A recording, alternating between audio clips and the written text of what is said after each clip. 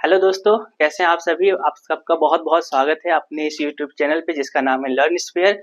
हम लोग class 10th का यूनिट 3 पढ़ रहे थे, जिसका चैप्टर 3 पढ़ रहे थे, जिसका नाम है pair of linear equation in two variables. ठीक, इसमें हम लोग ने ग्राफिकल मेथड वगैरह देखा था और किस तरह से ग्राफिकल मेथड को सॉल्व करते हैं ये सब देखे थे। आज जो हम लोग का टॉपिक है वो है algebraic method of solving linear pair of linear equation. ठीक, जिसमें हम लोग पहला मेथड देख रहे हैं सब्स्टिट्यूशन मेथड, किस तरह से सब्स्टिट्यूशन मेथड के द्वारा पेयर ऑफ लीनियर इक्वेशन को सॉल्व किया जाएगा। ठीक, ओके, तो एक एग्जांपल से समझते हैं हम लोग। इस example 7x minus 15y is equal to 2। Okay, दूसरा है आपका x plus 2y is equal to 3। ये पहला इक्वेशन है, ये दूसरा इक्वेशन है। देखिए, मैं आपको रिकमेंड करूंगा कि आप जो है उस इक्वेशन से वैल्यूज को पुट करना, वैल्यूज को एक्सट्रैक्ट करना जो आसान हो, जो इक्वेशन क्या हो, आसान हो। जैसे मान लीजिए ये इक्वेशन हमें आसान लग रहा है, मुझे आसान लग रहा है, तो यहाँ से x की वैल्यू क्या हो जाएगी, x की वैल्यू हो जाएगी 3 माइनस 2y। अब इस x की वैल्यू को आप इक्वेशन फर्स्ट में क्या कर दीजिए, सब्स्टिट्यूट कर दीजिए। तो यहाँ पे लिखिए substitute the value of x in equation first. Okay, तो फर्स्ट इक्वेशन में आप सब्स्टिट्यूट कीजिएगा, 3 minus 2y is equal to minus 15y is equal to 2। यहाँ से आ जाएगा ये 21 minus 14y minus 15y is equal to 2। यहाँ से हो जाएगा आपका, ये हो जाएगा माइनस का 29y और ये इधर जाएगा तो कितना हो जाएगा, माइनस का 19। यहाँ से इस माइनस से माइनस कट जाएगा तो यहाँ से y की वैल्यू कितनी आ जाएगी, 19/29। ओके, अब यहाँ से आप y की वैल्यू निकाल लिए हैं। ठीक है, अब x की वैल्यू आपको निकालना है, तो इसको इसे थर्ड इक्वेशन बोले हैं आप। तो इस y की वैल्यू को किस में पुट कीजिएगा, इस थर्ड इक्वेशन में। तो यहाँ से y की वैल्यू जब यहाँ पे थर्ड इक्वेशन में पुट करेंगे तो x की वैल्यू निकल कर आ जाएगा 3 माइनस 2 इंटू 19/29। ओके, तो यहाँ से x की वैल्यू कितनी हो जाएगी, 3 माइनस 19 38/29, that is 87 minus 38/29। यहाँ से आप जब सॉल्व करेंगे तो यहाँ से यह हो जाएगा आपका 49/29। ये x की वैल्यू आ गया। ओके, ये x की वैल्यू आ गया। इसी तरह से एक एग्जांपल को और समझते हैं जो कि वर्ड इक्वेशन है। ओके, ठीक है, तो हम लोग इस क्वेश्चन को देखते हैं कि in a shop the cost of 2 pencil and 3 eraser is ₹9 and the cost of 4 pencil and 6 eraser is ₹18। तो हमें फाइंड करना है कि find the cost of each pencil and each eraser. ये वर्ड इक्वेशन है आपका, वर्ड प्रॉब्लम है, मतलब इससे आप पहले इक्वेशन फॉर्म करो और वो इक्वेशन लीनियर इक्वेशन होना चाहिए, क्योंकि हम लोग क्या कौन सा चैप्टर पढ़ रहे हैं, pair of linear equation in two variable. तो यहाँ पे आप लेट कीजिए कि लेट कॉस्ट ऑफ पेंसिल अभी ₹x मान लीजिए। इसी तरह से कॉस्ट ऑफ इरेजर, इससे आप y मान लीजिए ₹y। Now according to this problem, हम इस प्रॉब्लम के अकॉर्डिंग इक्वेशंस को अपने फॉर्म करेंगे। ठीक है, तो 2 पेंसिल है तो 2 पेंसिल का कॉस्ट कितना हो जाएगा, 2x हो जाएगा ना, क्योंकि एक पेंसिल का दाम x रुपीस है तो 2 पेंसिल का दाम कितना हो जाएगा, 2x हो जाएगा। इसी तरह से y रुपीस है इरेजर का दाम, एक इरेजर का दाम, तो हमें कितने इरेजर चाहिए, 3 इरेजर, तो इसका दाम कितना हो जाएगा 3y और टोटल कितने रुपए लगे हैं, 9 रुपए लगे हैं। तो this is our equation number first. Now second equation यहाँ से फॉर्म होगा, the cost of 4 pencil and 6 eraser. तो 4 पेंसिल का कॉस्ट कितना हो जाएगा 4x और 6 इरेजर का कॉस्ट हो जाएगा 6y। ये कितना हो जाएगा हमारा 18 हो जाएगा। यहाँ से हमारा इक्वेशन नंबर सेकेंड आ गया। ओके, तो हमें सब्स्टिट्यूशन मेथड से इसको सॉल्व करना है। तो यहाँ से इनमें से x की वैल्यू निकालिए या फिर y की वैल्यू निकालिए, उसको सब्स्टिट्यूट कर दीजिए दूसरे इक्वेशन में। ठीक, मैंने आपको कहा था कि जो भी आपको आसान लगे इक्वेशन, वहां से आप वैल्यूज को लीजिए। जैसे मान लीजिए मुझे ये आसान लग रहा है, तो यहाँ से मैंने x की वैल्यू निकालना चाहा, तो ये कितना हो जाएगा 9 माइनस 3y डिवाइडेड बाई 2 हो जाएगा। ठीक, ये अपना इक्वेशन नंबर 3 कह दें। समझ में आ रहा है बात आपको? अब जो है इस इक्वेशन नंबर 3 को आप इसमें सब्स्टिट्यूट कीजिएगा। x की वैल्यू आपको किस में सब्स्टिट्यूट करना है? इक्वेशन नंबर 2 में। तो यहाँ पे देख लेते हैं हम लोग।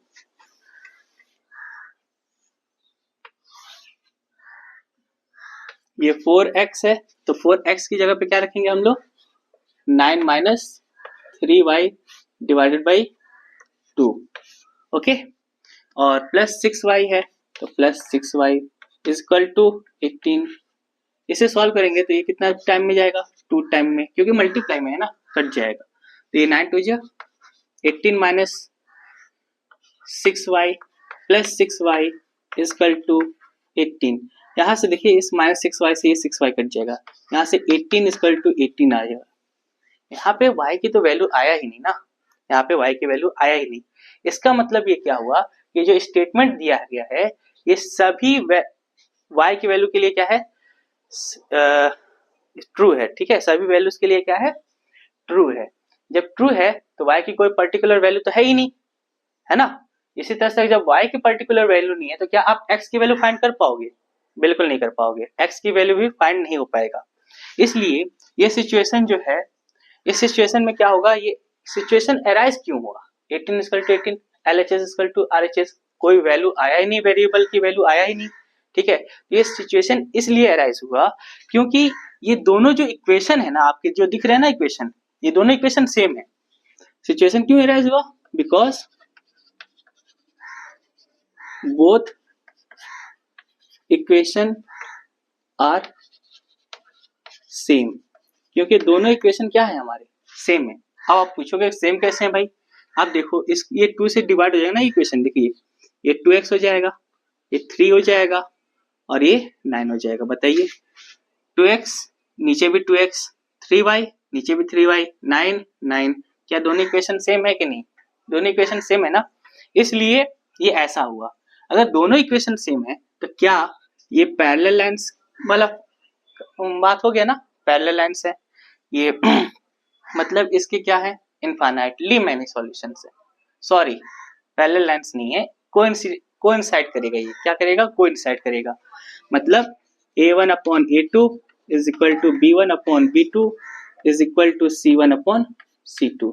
मतलब ये क्या करेंगे? कोइंसाइड करेंगे। अगर ये कोइंसाइड करेंगे तो बताइए इसके सॉल्यूशन कितने हो जाएंगे? इनफाइनाइटली मैनी सॉल्यूशन होंगे इसके। कितने सॉल्यूशन होंगे? Infinitely many solution. I hope आपको समझ में आया होगा। तो ऐसे अगर क्वेश्चन आए तो ऐसे लिखना है आपको, ठीक है, समझ के लिखना है। ठीक, ओके। एक और क्वेश्चन को हम लोग देखते हैं और समझते हैं उसको, इसे आप लोग नोट करते जाना, ठीक है। दूसरा क्वेश्चन है हमारा यहाँ पर, जैसे 0.2x plus 0.3y equal to 1.3, ये है इक्वेशन नंबर फर्स्ट। इसी तरह से यहाँ पे एक दूसरा इक्वेशन दिया है 0.4x plus 0.5y equal to 2.3, ये है इक्वेशन नंबर सेकेंड। इसे सॉल्व करना है। तो आसान है ये, कोई दिक्कत नहीं है इसमें। समझिए कैसे सॉल्व होगा। देखिए इस इक्वेशन को मैं कैसे लिख सकता हूँ? इसको 0.2x है ना, जब ये पॉइंट हटता है तो नीचे क्या आएगा? 10 आएगा। तो क्या मैं इसको ऐसे लिख सकता हूँ सबको इस तरह से? ये कितना हो जाएगा?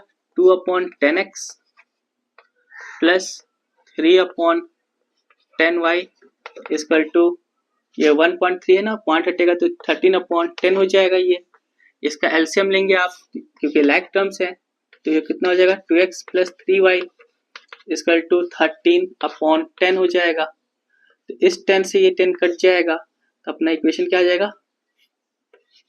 2x plus 3y equal to 13। तो यहाँ से अपना इक्वेशन नंबर फर्स्ट आ गया। ठीक है, इसको मैंने सॉल्व किया इस तरह से। इसी तरह से इक्वेशन नंबर सेकेंड को अभी आप सॉल्व कर लो। यहाँ पे ये कितना हो जाएगा 4x plus 5y equal to 23 हो जाएगा। ये इक्वेशन नंबर सेकेंड हो गया। ओके, तो हमको इसमें से कोई एक वैल्यू चाहिए क्योंकि सब्स्टिट्यूट करना है ना। मान लीजिए फर्स्ट वाले से मैंने वैल्यू निकाला x की value, x equal to 13 minus 3y upon 2। ये अपना इक्वेशन नंबर थर्ड हो गया। चलिए इस x की वैल्यू को हमको इस सेकेंड इक्वेशन में सब्स्टिट्यूट करना है। तो क्या लिखेंगे यहाँ पे, सब्स्टिट्यूट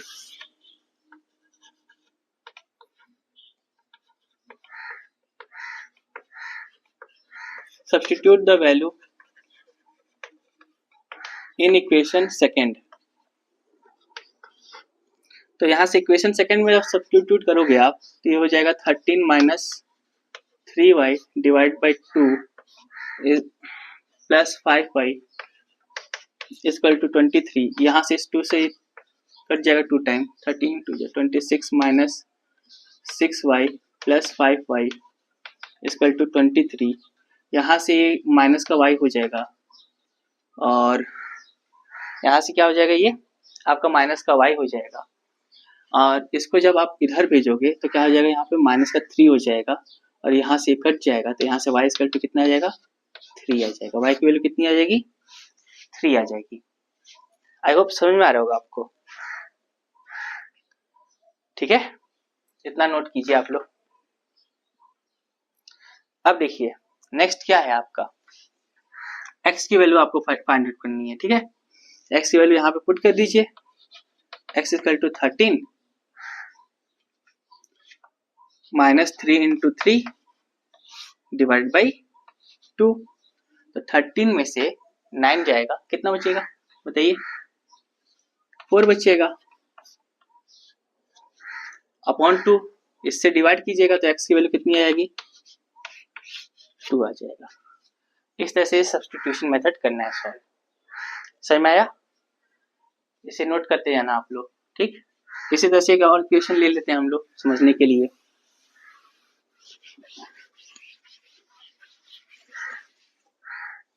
देखिए √2x plus √3y equal to 0, ये इक्वेशन नंबर फर्स्ट है आपका। इसी तरह से सेकेंड क्वेश्चन है √3x plus √8y equal to 0, ये है आपका इक्वेशन नंबर सेकेंड। ओके, यहाँ से चलिए x की वैल्यू हम लोग फाइंड आउट कर लेते हैं। तो x की वैल्यू कितनी आएगी, यहाँ से इधर जाएगा ना तो माइनस का √3 हो जाएगा और y है ही, और ये इधर डिवाइड में ही चला जाएगा तो रूट में चला जाएगा इस तरह से। ओके, अब ये हो गया अपना इक्वेशन नंबर थर्ड। इस इक्वेशन नंबर थर्ड को हमको सब्स्टिट्यूट करना है इक्वेशन नंबर 2 में। तो substitute the value, substitute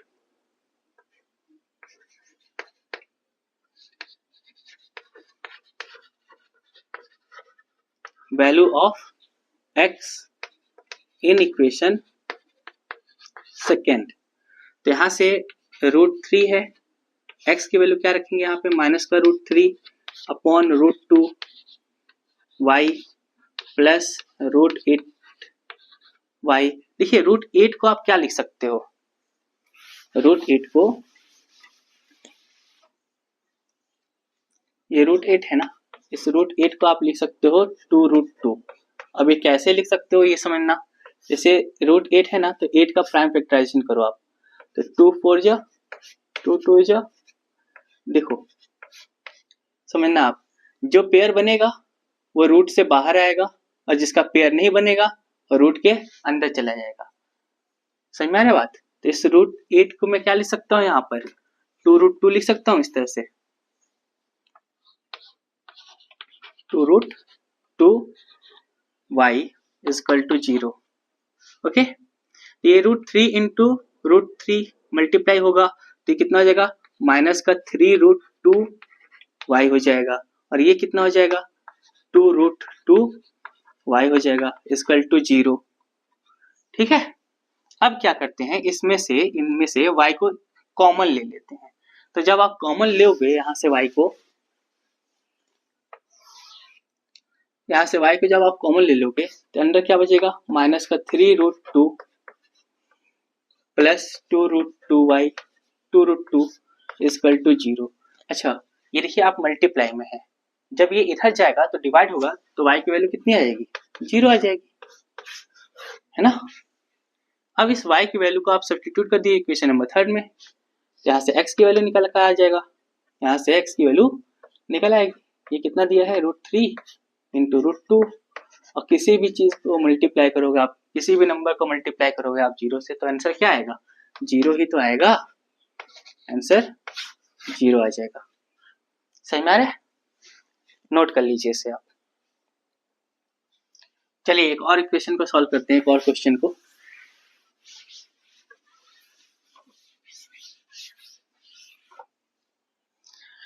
question है solve 2x plus 3y is equal to 11 and 2x minus 4y is equal to minus 24. Okay, and hence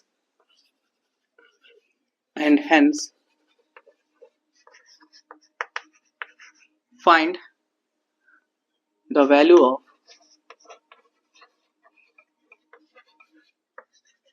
m for which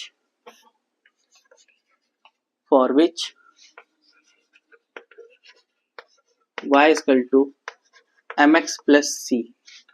इसे आपको solve करना है, ठीक है।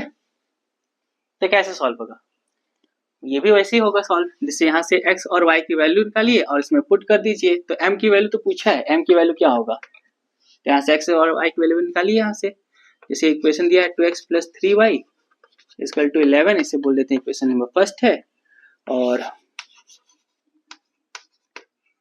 ये दूसरा इक्वेशन है 2x minus 3y equal to minus 4y equal to minus 24, ये इक्वेशन नंबर आपका सेकेंड है। समझ में आ रही बात। तो यहाँ से चलिए यहाँ से x की वैल्यू निकालते हैं, यहाँ से x की वैल्यू कितना हो जाएगा 11 minus 3y अपॉन 2, इसे बोल दीजिए आप इक्वेशन नंबर थर्ड। इस x की वैल्यू को सब्स्टिट्यूट करना है, मतलब सेकंड इक्वेशन में आपको पुट करनी है, तो कितना हो जाएगा, substitute the value of x लिख लेना, substitute the value of x in equation number 2। तो x की जगह पे यहाँ पे क्या रखेंगे हम लोग, आप रखेंगे 11 minus 3y divided by 2 minus 4y equal to minus 24, इस 2 से 2 कट जाएगा, तो यहाँ से आ जाएगा 11 minus 3y minus 4y equal to minus 24। इस 11 को आप इधर भेजोगे तो क्या हो जाएगा, इधर हो जाएगा माइनस का 7y, इधर हो जाएगा माइनस का 35, तो यहाँ से y की वैल्यू कितनी आ जाएगा, 5 आ जाएगा, 7 5 35।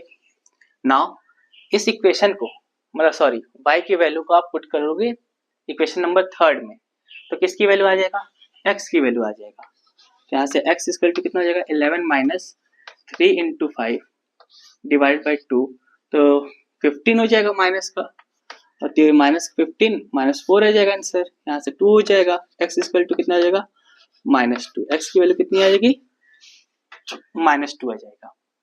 अब क्या कीजिए, x की वैल्यू आ गया और y की वैल्यू आ गया, इसे आप पुट कर दो इसमें, तब m की वैल्यू निकल आ जाएगा, है ना। तो समझिए कैसे होगा। और यहाँ पे थोड़ा सा गड़बड़ है, ये c नहीं होगा, इक्वेशन मैंने लिख दिया यहाँ पे 3 है, यहाँ पे क्या है 3 है। अब समझिए,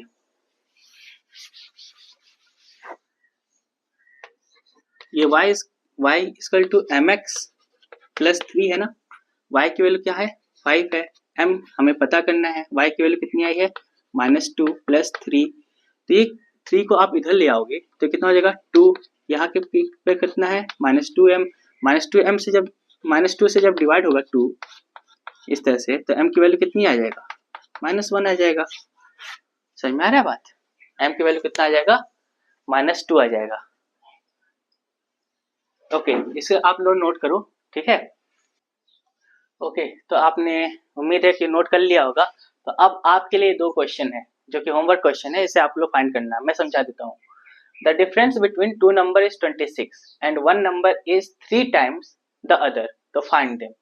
तो यहाँ पे क्या करना है, difference between two number is 26, तो एक नंबर जाहिर से बड़ा बात है बड़ा होगा और दूसरा नंबर छोटा होगा, तो लेट कर लेना है आपको। यहाँ पे समझना ध्यान से, लेट लार्जर नंबर को आप y मान लो और स्मॉलर नंबर को क्या मानो, स्मॉलर नंबर को x मान लो। नाउ अकॉर्डिंग टू क्वेश्चन बोला है कि डिफरेंस बिटवीन टू नंबर, तो लार्जर में से स्मॉलर को माइनस करोगे इस तरह से, ये कितना है 26 है, and one number is 3 times the other, तो भाई जो बड़ा होगा ना वही तो छोटे वाले का 3 गुना होगा, तो ये जो बड़ा वाला है ये स्मॉल वाले का 3 टाइम्स है। तो यहाँ से ये पहला इक्वेशन ये हो गया, दूसरा इक्वेशन ये होगा आपका। ठीक, अब आप इसको जो है बाय सब्स्टिट्यूशन मेथड इसे सॉल्व करना। ठीक, x और y की वैल्यू आपको फाइंड करना है। आई होप आप कर लोगे। ठीक, इसी तरह से दूसरा क्वेश्चन है आपका कि 5 years hence, hence का मतलब होता है कि ऐड किया गया है, ऐड एज में क्या किया गया है, ऐड हुआ है। मतलब आज आप मान लीजिए 5 साल के हैं, तो 5 साल बाद कितने साल के हो जाओगे आप, 10 साल के हो जाओगे। तो वही बात है यहाँ पे 5 year hence मतलब plus the age of Jacob will be 3 times of his son. अब उसके जो सन है ना, जैकब का जो सन है उसका 3 टाइम्स है, जैकब का सन का कितने का है 3 टाइम्स है।